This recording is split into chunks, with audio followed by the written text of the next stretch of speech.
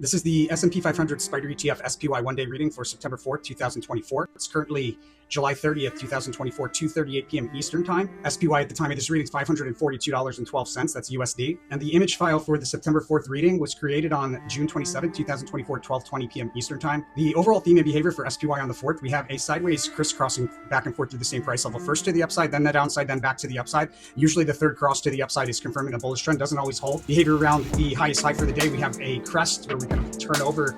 Probably see the high twice based on the theme card and the correlation between them. And behavior around the lowest low, we have a nullified Queen of Cups indicating, again, probably you see the low twice. So there's a lot of mixed behavior here, but it's nullified. So we probably end near the upside there, or towards the, we end off of the lows, probably more towards the highs. I'm advised to trade around a sideways fluctuating rally that precedes a decline. Before we go any further, I want to make sure you are aware. Now we're going to get into the hour by hour chart behavior, as well as timing the highs, the lows, and the best trade opportunities. But before we do that, I just want to make sure you're aware. The whole purpose of the channel is to transmute some of the competitive energy of the stock market into goodwill. And we do that by following the rule of karma for the channel. It's a threefold agreement between the universe and anybody utilizing this information for personal gain. Nothing wrong with gaining from this information as long as you are simultaneously helping other people. So the way that you do that is you go to our website, Tarot for Traders, to the resources tab. 5% of all profits should be donated forward to one of these charities here. Just click a link and donate. It's super easy. And 5% of the profit should be donated back to the channel through one of these links. If you're international, you can use the app Wise. It's reliable. Or you can use crypto. There's a ton of different QR codes for crypto donations. It leaves you at 90%. That's way more than a stockbroker would ever leave you with. With that said, guys, make sure to follow through on that rule of karma. As long as you do that, the universe considers you an angel investor of the channel. It's going to send it back to you tenfold for following through. Blessings to all my angel investors. Let's get back into it. In the pre-market, we likely open higher, and then there's more rally to the upside in the pre-market. It's a little tricky here in the morning, but there's a decline around the open. Either it's a sharp decline off of a high,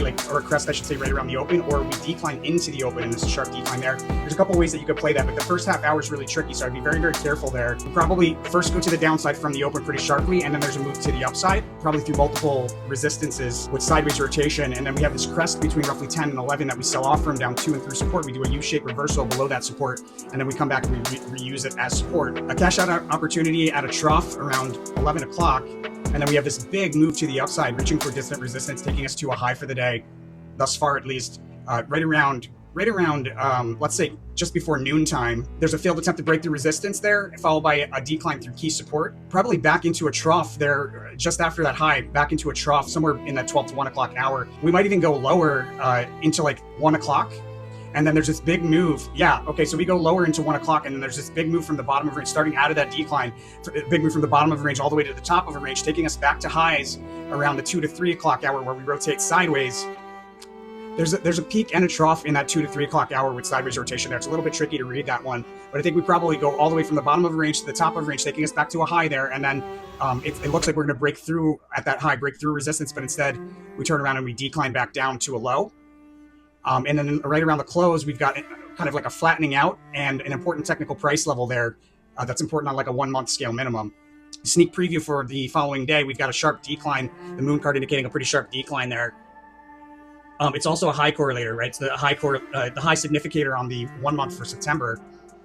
Yeah, we likely have like a highest high thus far close there on the 5th. All right, so there's a couple ways that you could play this. If right at the open there's a decline, like a sharp decline, you could open up a long position in the midst of that decline and close the long position at a crest or high. You can pick the crest between roughly 10 and 11 before we have that decline to and through support to do a U-shaped reversal below the support, come back and reuse it as support.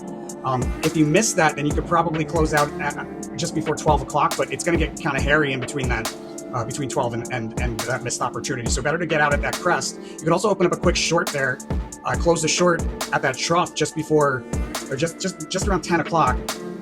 I'm not positive this is going to be the same high here because I feel more like there's a low. If I had to pick between a high and a low between 2 and 3 o'clock, it's probably both. But if I had to pick between one of them, I would go with the low there, just because it's like a cross-reading congruency. Like we had a nullified low card here, but it appears here. So this is probably lower than the lows that we had on the 3rd.